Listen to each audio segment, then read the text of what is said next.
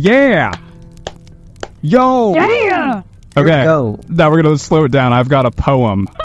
And you guys have to... It's gonna be easy, but you guys have to guess who this is. It's not that good. Okay. I'm the fairy princess forced to sleep, expecting to live a life of luxury and happiness. A connoisseur of rags and creeps. The only goal to touch the prince's access. I'm a bored young reader. Life had better make me a leader. I hold a gold flake like a yo-yo, but it better not make me play polo. Brought forth by the stupid in that one thing, a porcelain doll walking behind. Bone-headed slabs of nothing. One is dumb, the other is blind. Every day I'm hustling. Jaime Lannister. I also was going to say Jaime Lannister. Oh, well, I mean... No, I'm going to say Cersei? Well, the first line was...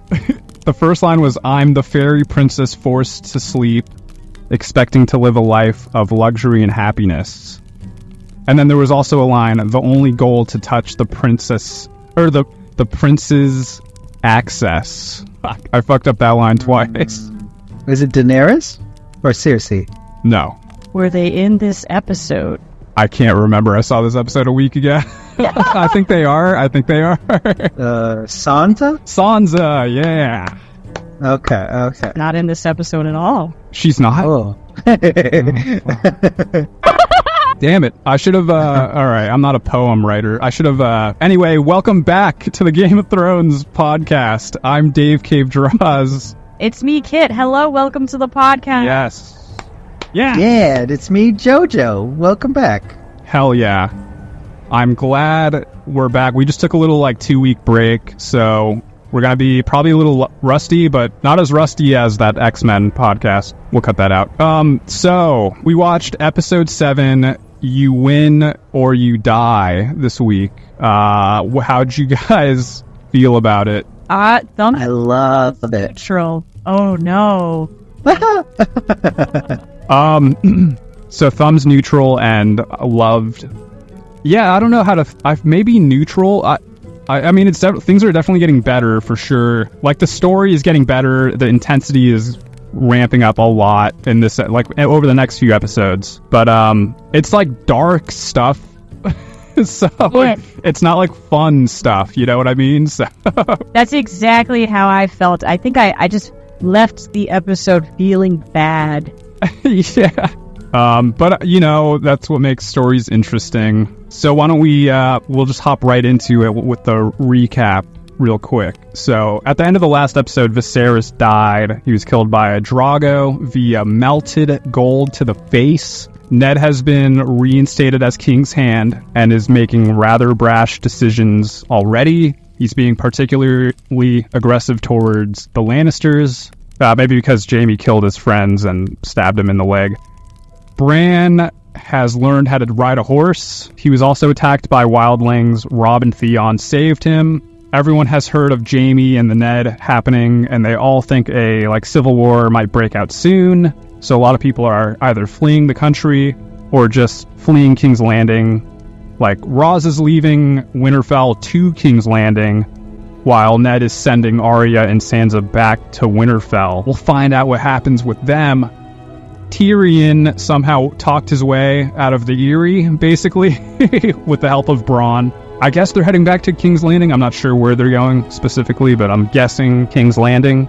Is that correct? I think so, yeah. They haven't really said. All right, I need to explain some stuff about this podcast. We're going to spoil the entire episode. We're going to go through each and every scene in great detail. So just know that before you listen to this. I'm the noob here. I'm the Game of Thrones noob. I have never seen Game of Thrones, so I'm kind of going into this with fresh eyes. Long after it aired, so I don't know any of the popular opinions. So just know my opinion will probably differ from whatever the popular opinion is of the show. Also, go check out our other podcast, Comic Book Noobs.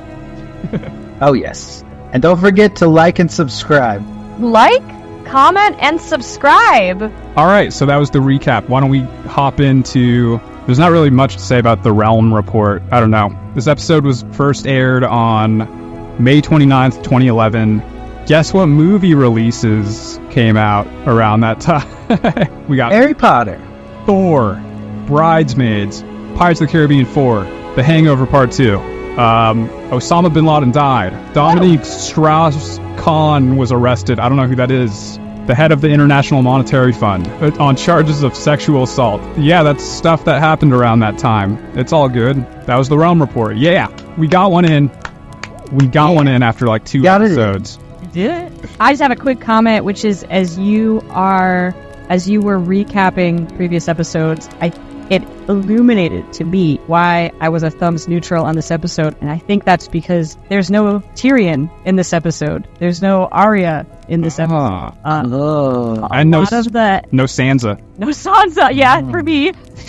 A lot of the characters that bring like life and joy and energy and are just wonderful to watch are missing from this episode. That is true. I didn't even notice that. I'm scrubbing through the episode right now. And yeah. All right. Okay, let's dive in. Chapter 1, Scene 1. We're in a village made of a lot of red tents. Yes.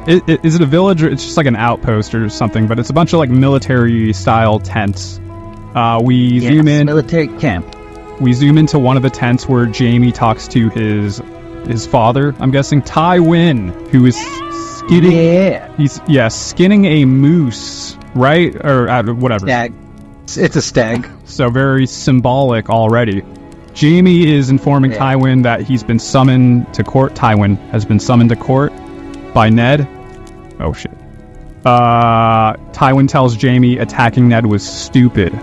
And Jamie's like, but Cat took my brother, dude. And Tywin is like, why is Ned still alive? And Jamie is like, one of my men speared him through the leg. It wouldn't have been a clean win. And Tywin is just like, who cares? Should have just done it. I wouldn't have to go to court if he was dead. And don't concern yourself with the opinion of others. And Jamie's like, I don't, except for the Kingslayer thing. That annoys me. And then Tywin gives him 30,000 men. I don't think that's the right number, but to march to the Eyrie to take Tyrion back. That's the right number. Wow. He's like, it's time to become the man. It's time to be a man in the morning and a man in the evening. Or whatever the Ryan Lochte line is. That's what he tells Jamie. All right. And then after that, we're back in King's Landing I think we're in the garden. I don't know. But Cersei is talking to Ned, who is sitting there. She's like, you're in pain. Maybe you should get out of here. And it is actually Ned who called Cersei there for like a little meeting. And Cersei has a bruise on her face from the Robb slap last episode. And she's like, if Jamie were here, he would have killed him. And Ned's like, you mean your lover? Brother lover? And she's like, hey, we're just trying to keep the bloodline pure. And Ned is like, Bran saw you guys. And they talk a bit more, learn a little more about her and Robb's like love history. And then Ned tells her he's going to like spill all her little secrets to Robb. And he's like, you should leave with your children, bring as many men as possible with you, because Robb will definitely hunt you down after this. And Cersei is like, you're not playing the Game of Thrones, right? And she looks at the camera. You're not playing the Game of Thrones, right? And then she leaves. Dun, dun, dun, dun, dun. Yeah. Ned's like, whoa, I didn't know. Oh, fuck. And then, okay, in the next scene, we're in Littlefinger's brothel. Oh, yeah, I remember this scene. Roz and another woman are in his office getting it on while he eats lunch. He's just sitting there next to them. And he's like, you're doing it all wrong. You're doing it all wrong. You sound horrible. And he has them, like, start over and watches while he's, like, ease into it. Like you would into a jacuzzi. And you need to make the man believe they didn't pay for this. And Roz is like, join us. And he's like, nah, I've got somebody else, I think. He's got like a crush on somebody else. And she describes her as a northerner with a jaw like an anvil. And now that he realized he sucks at fighting, he's still determined to win her in other ways. So that's just important because it's setting up stuff. So I was trying to like think of who this. I'm guessing it's Cat, right? I think he's talking about Cat. I don't know. I assumed it was Cat, but the way he described her, I was like, is that Cat? The thing that stuck out to me is one of his employees said, is she beautiful? And he goes, no. I That's missed that. right. But does he follow it up with like beautiful wouldn't do it justice or something, or does he leave it at No, he goes, no, but she had royal blood in her. Something along those lines. Yeah, great lineage or something. I mean, yeah. that is a good way to describe Kat. I wouldn't really call her the best looking. Anyway, I think This is where it feels kind of confusing because it either in the earlier episode or in the book somehow I get confused. I feel like they describe Ned's brother as being more handsome than Ned, but here it feels like the dialogue's changed it. So I don't know. It could be ambiguous. oh, who's Ned's brother? Do we have? His name was Brandon, and yes, Jamie makes fun of how he died in the throne room earlier on. Oh, So Ned has two brothers, but his older brother is dead. okay. And he has. Do we have? He has another brother. Do we meet him in this show at all? Yes, that's Uncle. That's he's the wall guy that Snow talks to. Oh, Benjen. Benjen. That's Oh, right. Yeah, okay. that's the other brother. this is relevant because when Littlefinger's describing this mystery woman that he has feelings for, he says she was betrothed to another man, but then that man died and she became betrothed to his brother instead. Oh yeah, so it's totally it's definitely Kat. I feel like it's like 99% Kat, right? Right. I think so. I gotta say, during that scene, those ladies were being quite loud, and the opening to that scene is Littlefinger, whose name I accidentally wrote down as Middle Finger. He's leaning out of an open window, watching some naked children bathing, which, interesting choice. Yeah, I think the point is it's this set dressing to show you how, like, the commoners, the villagers, are living their lives, and they're... Oh. Well, it's like moms bathing their children. Right. Yeah. But there are these moms bathing these small, young children, and then there are these very loud prostitutes, not but 2 stories above these children. I think it's like their little like I'm sure those women work in that brothel too, like the moms. I think they do. It's just like their little like daycare center within the brothel, I feel like. Oh, that's so weird. But it's nice to know that Peter Baelish provides daycare for his employees. This is a high-class brothel. That's what I got from this scene. This is like his passion, right? He's not just like setting it up for like money, which I'm sure that's part of it, but I don't know. I feel like this is like something he's like, how do I make my brothel the best? I think it's not just setting up his motivation, his dialogue, his instructions for his employees. I'm going to keep calling them employees. He's being very manipulative, not towards them. He's being very clear towards them, but he's teaching them how to be extraordinarily manipulative. And it didn't really strike me until later that that's also a very important part of that scene. The fact that he's like, no, you guys are prostitutes. Our clients bought you. They know that they bought you. I am trying to teach you to be so elusive, maybe?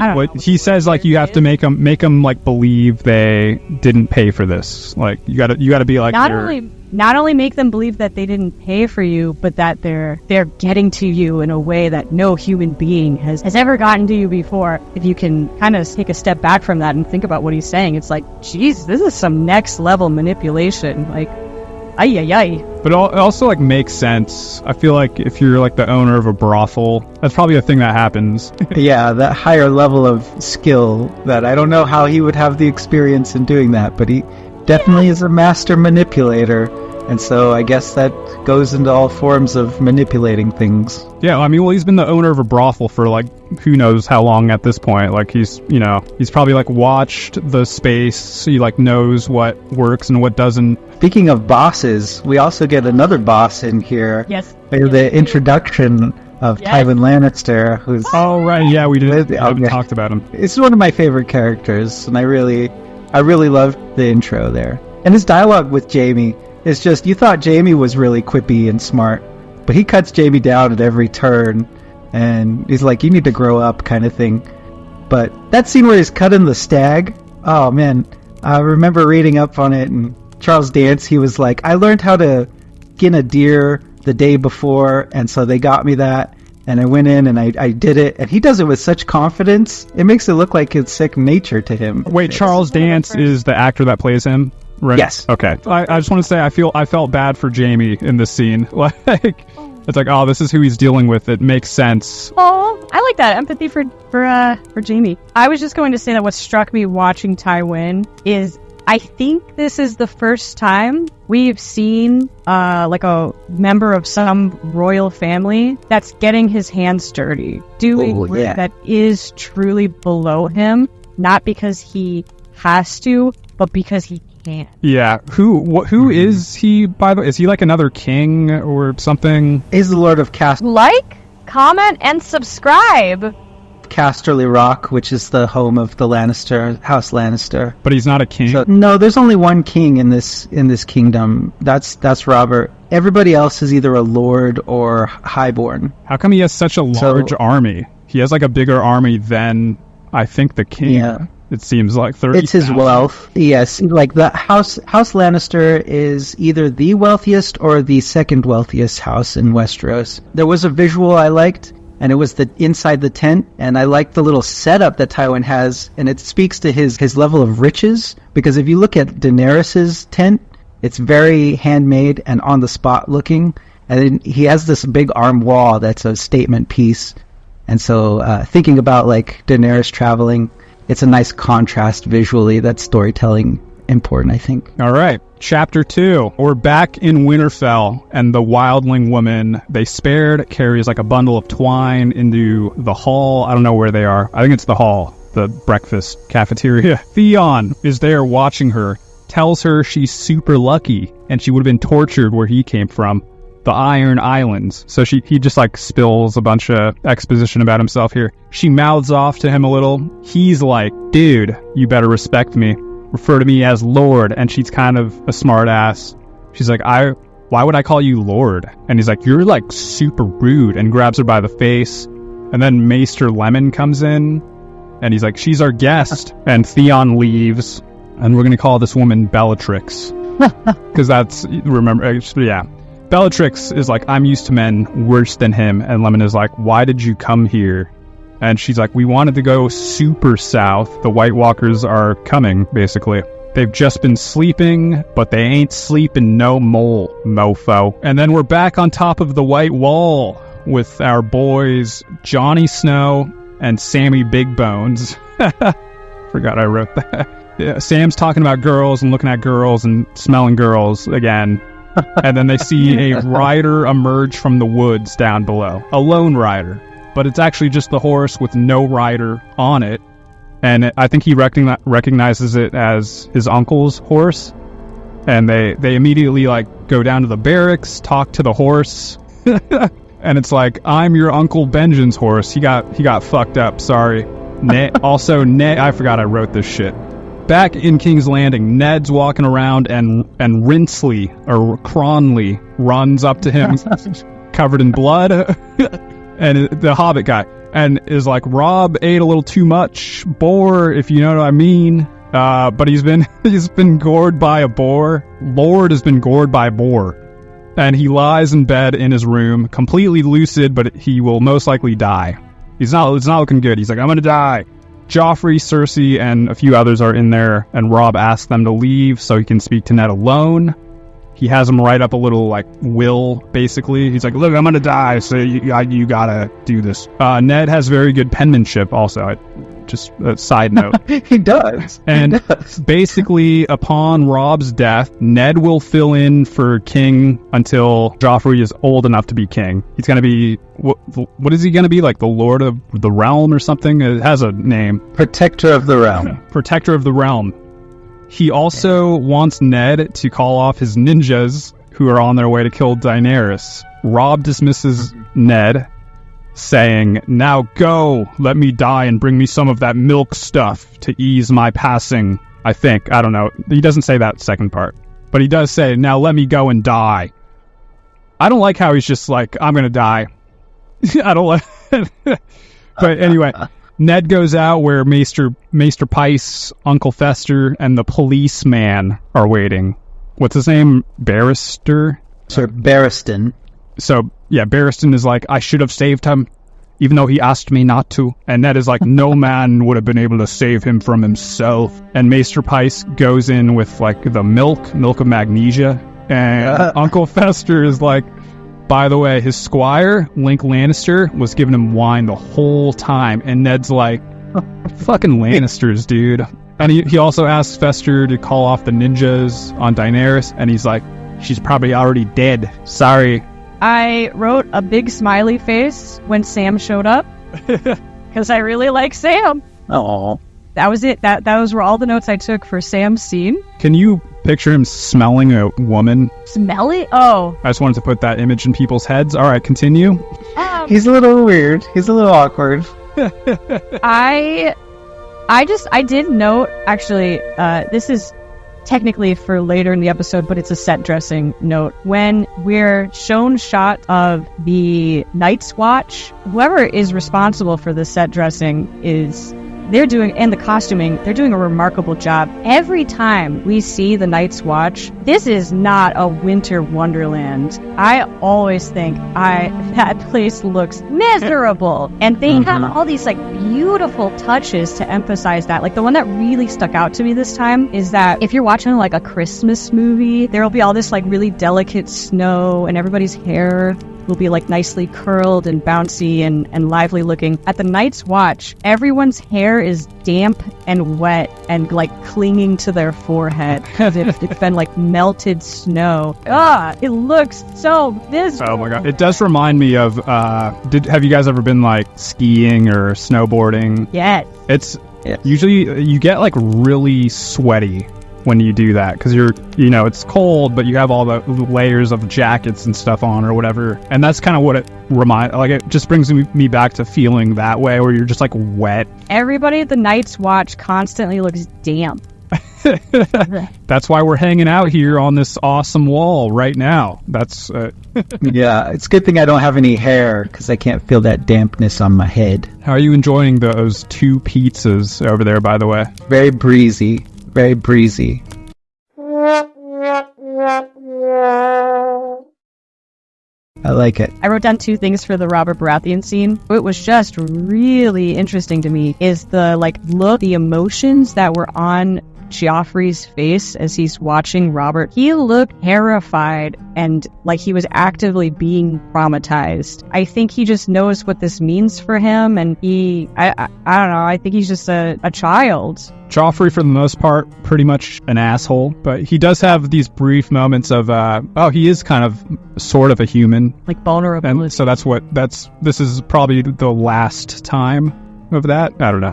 Yeah. We'll see. I just thought that was a very interesting acting choice. I think it might be a writing choice. It's like, we don't like Joffrey much, but maybe he's okay. I think that's what they're trying to get the viewer to be like. Maybe he can be okay. I think it's just a red herring. It's just a red herring. It's meaningless. Well, I was wanting to jump back to Theon and Osha, or Bellatrix, or actually Tonks would be a more appropriate Harry Potter reference if you wanted to do that. Because she is Tonks. Wait, she is for real? Literally Tonks? Yeah, that's Tonks. Everyone knows Tonks. Everyone's favorite character, Tonks.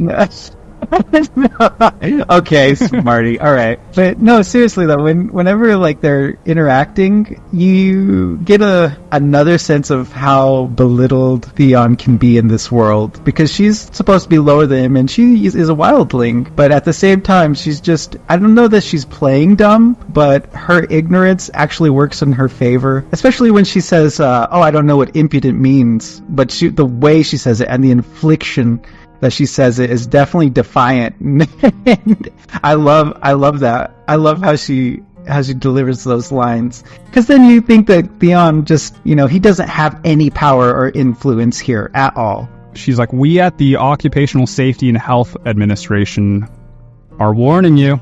Because her name's Osha. Yep.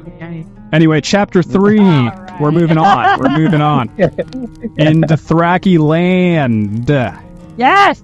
Daenerys is braiding Drogo's hair and tries to talk him into maybe taking the throne. He's like, the only throne I need is a horse. And she leaves and walks around a bazaar with her handmaidens. One of them is the hot one from episode 4. Another guy who kind of looks like me when I was younger. So, and Mormon's there. Jonah Mormon.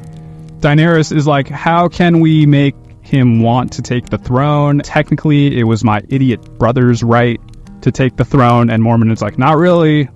Your ancestor Aegon took the throne, not because it was his right, but because he could. And Daenerys is like, but also he had dragons. And Mormon is like, well, it all happened 300 years ago, and who actually knows what happened? And yeah, he doesn't believe in dragons, like, at all. Mormon steps aside for a moment, and a small little Indian boy runs up to him and gives him a message from the spider, Lord Barris, Uncle Fester. It's a royal pardon. He's allowed to go home now. And then he runs away. The Indian boy. Mormon runs away. Yes, I'm free. I'm free. And then, so Daenerys and her crew walk past a wine salesman who is one of those aggressive, like, vendor types. Like, hey, want a caricature? Come over here. Come sit down. Caricature. I wrote down, like, those annoying caricature artists at theme parks who try to talk to everyone who walks by. Again, I wrote these a week ago or something. So and I was a caricature artist, people watching, so I can make that joke. I did that. We all did that. All three of us are. Yeah, I was the best salesman, though. No, you guys all did really good. Anyway, he calls out to Khaleesi and is like, I've got some good stuff for you. The wine salesman. Mormon secretly watches from afar, too. He's like a Jedi. He looks like a Jedi in this scene. And the wine guy offers her some wine, and one of the maidens is like, you're talking to Daenerys of the Targaryens. And the guy's immediately like, oh shit, actually I've got some gooder stuff for you. And he runs over and grabs her like a little cask, and the David guy, that looks like me, grabs it for her. Mormon, he has curlier hair than I did, but I swear to God, I looked exactly like I was shorter though.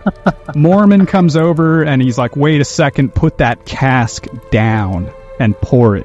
And the wine man is like, the wine is too good. You gotta let it breathe, dude, for a little bit. And Daenerys is like, do it! And he fills up a little cup and gives it to Mormon. He looks like he's about to drink it. He does the little like smelling thing, puts it under his nose, and he's like, ooh. And the wine guy encourages him to drink it as he brings it to his mouth. This guy like fucked up. He should have just let him drink it. He's like, tell me that isn't the finest wine you'll ever taste. And then Mormon's like, well, how about you drink it first? And wine guy is like, oh, I'm not worthy of such a fine tasting wine. And Daenerys is like, dude, you better fucking drink it right now. And the wine guy starts running, but the younger me whips his legs and he gets detained. All right.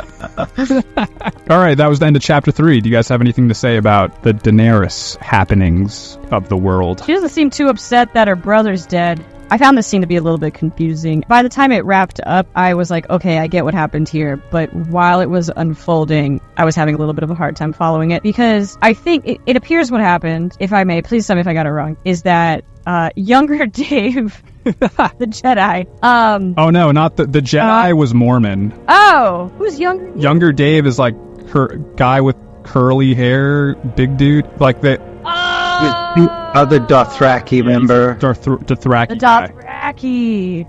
I definitely didn't look like Mormon when I was younger. So, Mormon gets a notice from the spider. My interpretation of the scene is he gets that notice from the spider. The spider says, you have been pardoned, you can return. And then he's sitting there going, why have I been pardoned? That's mysterious, unless it means that Daenerys is about to be assassinated and I've done my part in that. And then he looks up and sees an assassination attempt, and then at that point decides to switch allegiance. Wait, that's what you interpreted out of that? That's such a stretch.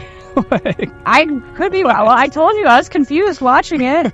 Okay, so we just got that scene where, we didn't just get it, but where they talked about the assassins coming after Daenerys. And then also Ned's been doing a lot of shaking up of things as he's the hand now. So it makes sense that he would call out. I don't know. Wasn't there a scene at some point where does Ned ever mention Mormon at all? Yes, what you're thinking of is there is a scene, I don't know if it's happened yet or if we've skipped past it, where he's leaving Robert Baratheon's chamber and Uncle Fester is Uncle Fester and some other important guys are gathered around, and then Ned is like, hey, we're calling off the assassination of Daenerys, and then Uncle Fester's like, it's too late. Those birds have already flown. She's probably already dead. And then I think at that point they cut over to Daenerys. I think that's what you're thinking. Also, if I was Ned, I would be like, I don't care. Call it off. Still call it off, dude. Like, we can't assume she's dead until she's dead, Uncle Fester. Okay, I guess it's not quite it's not a stretch what you're saying, but I think Mormon is probably always wary or like savvy to like people wanting to assassinate her, just being the Khaleesi and in having the power she has. He seems to be a worldly person that is aware of like how things work. Well, this is part of what was confusing to me about the implications of this scene. Like, my initial thought was the implication was you, Mormon, are going to be pardoned once you assassinate Daenerys. Like, that was the implication, and that he was sitting there going, oh god, I have to assassinate Daenerys. And then he was looking at her, to this caricature artist, and trying to make up his mind. But then I changed my mind on that. I don't know. I'm not 100% sure what happened. I've got like most of it, but not all of it. I don't think that's what it was, but I do like that. That's an interesting idea. I would have liked to see that play out, honestly. But I don't think there's enough there to support that. The question then is, do we trust Jorah Mormont in relation to his actions now? You know, is he still a double agent? What's his game at this point? Is he has he ever been a double agent? Or do you guys think he's a double agent? I don't know. Are you guys spoiling shit do. again? No, I do. I don't know. I think that's the implication. Because the scene before it the scene right before it starts with Uncle Fester, talking about how the assassination is already underway, and then in the very next scene, Mormon gets a message from Uncle Fester. Hey everybody, don't forget to like, comment, and subscribe. You have been pardoned. The spider sends his regards. So like that to me read as he's been playing double agent, and that's why he's been pardoned, is because he has played double agent long enough to be allowed to return. Oh, I guess anything's possible. He obviously protects Daenerys from the real assassin, which seems like a weird way to try to assassinate somebody. This guy that does give her the wine that he refuses to drink. Is this the assassin? This is how they're going about it. They're like, if you see Daenerys, give her some poison wine. Let's trust the dweebiest looking guy, to kill this guy sucks. To kill this queen who is surrounded by these savage warriors. Get the dweebiest guy to do it. I thought the implication was that there's a hit out on Daenerys. It's not. This isn't the star assassin that they're okay. That he's just like one of many who are out there trying to get. True. Okay. Yeah, you're probably right. Star assassin. I just like I like a world where this is the only guy. This is their guy. No. All right, chapter 4. Back in the White Wall barracks, all the watchmen are gathered as Robin Williams, it's Mormon, the Mormon guy, gives them a little speech. It's like their graduation day. They're all moving on. They're getting their assignments. Sam and John are in the back of the group. Sam is like, you're totally going to be a ranger, and I'm going to be a steward. I like food. And there's also a guy who looks like Ron Weasley in the crowd. That's neither here nor there, but I don't know. It's just, I guess it's something I felt I needed to write. And basically, this is their last chance to leave before they take their vows. Once they take the vows, penalty for desertion is death. So they have to basically just stay there forever. That sucks. And then it is asked if anyone believes in the old gods. John stands up and he's like, I do. I forget what they say. He has to go to some tree to take his vows, and then Sam is gonna join him, and they allow it. He doesn't believe in the old gods, but he's like, and then their posts are handed out. The 3 options are ranger, builder, and steward, and most of the men get ranger, including John's little punching bags, and he silently congratulates them as they receive them. Sam gets steward, just like he predicted, and then John also gets steward. Like a loser. No. He's like, what the He's like, what the fuck, dude? On his face, he doesn't say anything. And he looks up at the Will Ferrell drill sergeant guy, who just stares at him and smiles the whole time. And then the ceremony ends. They are separated into their respective groups. John reluctantly joins the steward's group, and the blind guy, what's this? I don't know this guy's name. The blind guy tells him where they're going to go, and John is assigned to Commander Mormon, the Robin Williams looking guy. John's a bit snarky, and he's like, what am I going to do, get his meals and keep his bath warm? And the blind guy is like, you bet your ass you will, dude, and you're going to like it. And then, so John asks to be dismissed. He's granted that, and he storms off and kind of like throws a little tantrum. And Sam and like one of his skinny friends follow him to like console him. And John's like, this doesn't make any sense. I'm better than all of you, not just at swords, but like just in life in general. You all suck. And then Sam steps up and he's like, dude, Mormon handpicked you himself. You'll be in the know of everything that happens. He's grooming you for command, or he's grooming you for something, dude. And then John is like, I just want to be a ranger. And Sam's like, and I wanted to be a wizard. Sam's funny sometimes. Back in King's Landing, Rob's not dead yet, but people are already trying to tell Ned like what he should do with all this power he's just been given, basically. Rinley, Hobbit guy, is like, get Joffrey away from Cersei tonight while they sleep. He says Cersei will most likely try and run Ned down. Ned's like, I don't want to do any of that. And he goes back into his room and is visited by Littlefinger, the meth addict. I haven't called him that since episode 2 or 3.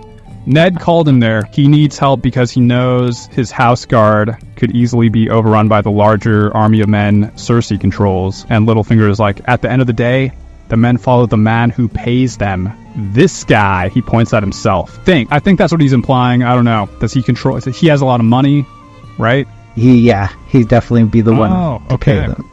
I felt like Sam was very dismissive of, I don't know that other guy's name, who was the skinny guy. Yeah, he was like opening up to them, and he was like, you think that's not fair? I was thrown in here because some guy wanted to touch me wrong, and then they said they would send me to the wall. And then Sam is just like, oh, that sucks. Can you sing me a song? Was he making fun of him? I don't think he was. I think he's just a little bit oblivious to other people in that way. It's like the guys being the guys type of vibe. It's like, yeah, someone shares something deep and then everyone like makes fun of that guy. Which is weird because Sam is not a dominant man at all, so it's funny it would come from him. But I think it's a great moment for Sam because it's the first time we have seen Sam be ahead of anyone else. All right, chapter 5. Back at the White Wall, John and Sam go out to some cool-looking tree with a face carved into it. And I'm guessing, is this like beyond the wall, or is it behind?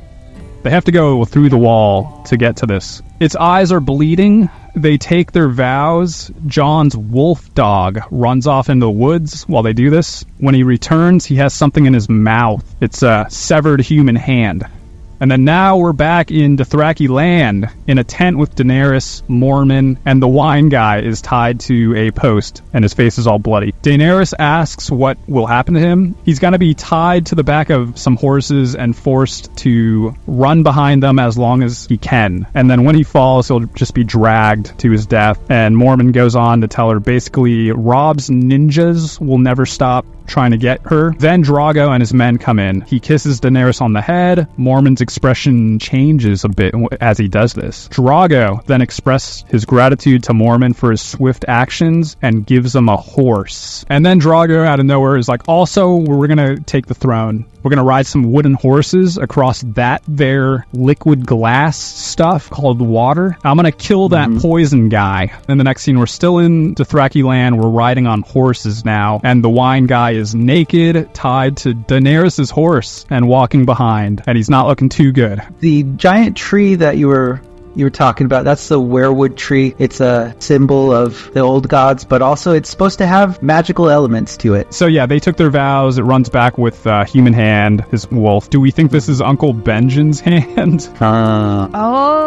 Oh, I didn't think of that. That's just what, I don't know. It could be any human hand. It could be a wildling hand, for all I know. Khal Drogo's all pumped up, and he wants to take the throne. He's going to sail the wooden horses across. I think he's really pumped up that he caught the Westerosi #1 assassin for hire. Oh yeah, this guy was super good. I like the little detail that he's tied to Daenerys' horse, because she probably requested that. I'm sure Mormon was like, we can tie him in the back so you don't even see him, and she was probably like, no, I want to see him the whole time. All right, back in King's Landing, Ned is walking around again, and Mr. Bean finds him. The little guy that always finds him whenever he's walking around. Rob's dead. He's finally dead. Ned's presence is requested by King Joffrey in the throne room, and Ned's like, fuck, dude. King? As Ned is going to the throne room, Littlefinger is also next to him, and he's like, all that you've asked for is accomplished, because he asked for like a bunch of men and stuff the last time they met. Cronley has left with Sir Loras. They've gone south. Sir Loras is the pretty boy knight from episode 5. I can't remember. Uncle Fester's the one that tells him this. Okay, so they continue into the room of thrones. One throne. Joffrey sits in the throne. Dozens of Lannister guards are in there, as well as Cersei. Ned approaches Joffrey with Littlefinger, Fester, and several of his own guards. And Joffrey is basically like, I want to be crowned today. Arrange for my coronation. And Ned hands a note to Lord Barristan, the police guy, who stands in front of Joffrey. It's Rob's will. He reads it, stating that Ned is to be named Protector of the Realm until Joffrey is of age. And Joffrey is like, what? And Cersei asks to see it. She rips it to pieces. And Barristan is like, but the king. And Cersei's like, who fucking cares, dude? Joffrey's king now. Then she commands Ned to bow before his king, and he's like, Joffrey has no claim to the throne. And Cersei is like, he's a traitor, seize him. And Barristan approaches Ned. Some of Ned's guards like spring to action, and then Joffrey's like, kill them all. And now we're in it's like a Mexican standoff for a brief moment, with Joffrey's guards ready to fight and Ned's guards ready to fight. A fight breaks out. Some of Ned's men get impaled pretty quickly. Ned moves to escape, but is grabbed behind and has a dagger held to his neck. And who is it? It's fucking Littlefinger. And he's like, I warned you not to trust me. And then that's how the episode ends. Dun dun dun dun dun dun dun dun dun. Crazy way to end. Joffrey is king. They just steamrolled right over Rob's will immediately. They're like, we don't care, whatever. He wrote this? Yeah, who cares? I mean, I just only had one note, which is that line, Littlefinger's line of I warned you not to trust me. When I think about Game of Thrones, that's one of those lines that has always stuck with me. He's definitely two-faced. Ugh. Pretty bad. It's pretty bad. Not a good look for him. I think there are a couple of important points to point out here with the will itself. When Barristan reads it, he says at the very end, even though Robert Baratheon dictates it to Ned Stark as when Joffrey comes of age, he shall take the throne. In this case, Ned actually, he doesn't write down that where he changes the words, which is not, it's weirdly outside of his character, because he's doing something devious, and he writes down when the heir come of age, which the heir could refer to whoever's next in line, which we already know that Ned feels that Stannis Baratheon is the next in line. And when Barristan reads that out loud, that's important to note as well, because he also says, Barristan, no man could challenge your honor. And so he says, when the heir comes of age, now the whole kingdom that's been witness to this moment can then question, or the people in that room at least, can then question the legitimacy that Joffrey has to the throne. At the end of the day, it doesn't even matter, though.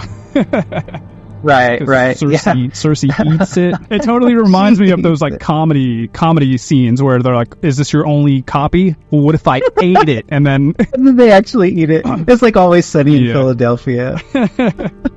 Yeah. Okay. So not looking too good for Ned. Joffrey is the king, so it's not looking good for anybody. It's a crazy scene. It's a crazy scene. Shit's hitting the wall or the fan or whatever the expression is. I like Ned Stark, but generally speaking, not too impressed with his decisions. Yeah. Oh, I'm glad you said that. Because I do feel like all of the things are finally culminating for him. to make his decisions kind of what they end up being. It's like his influence with with Littlefinger is pushed because of his trust with Catelyn. She's the one who says, "Oh, he's like a little brother to me.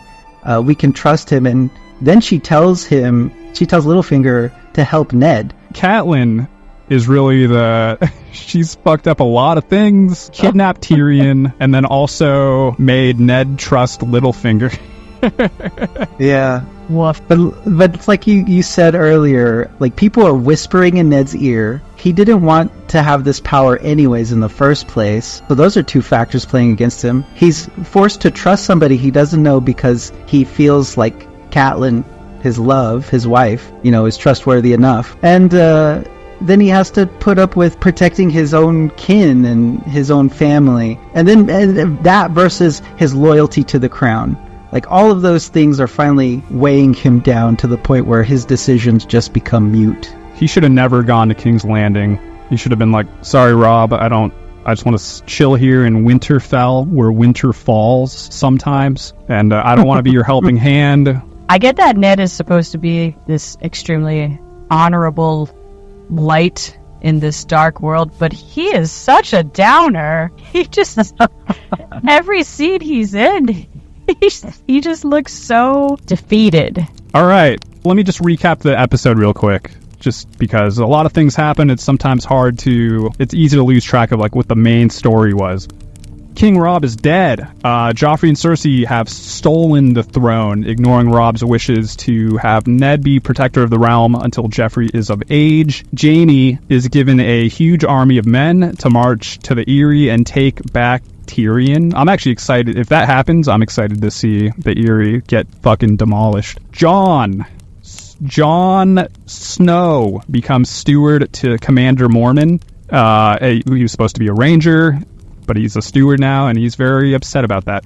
Daenerys was almost poisoned by a wine salesman, and now Drogo wants to sail across the sea and take the throne for himself. Littlefinger betrays Ned, and things aren't looking good for old Ned.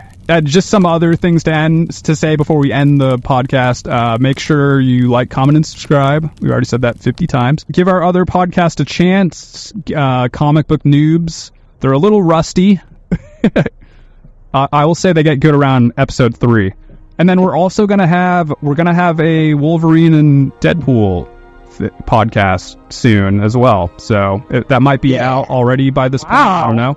It's just going to be a one-off. It's just going to be one. Oh, a one-off. All right. So look forward to that. I'm excited to see where Game of Thrones goes from here. Do you guys have anything interesting happening in your life that you want to share? Maybe you're reading a book or something. I don't know.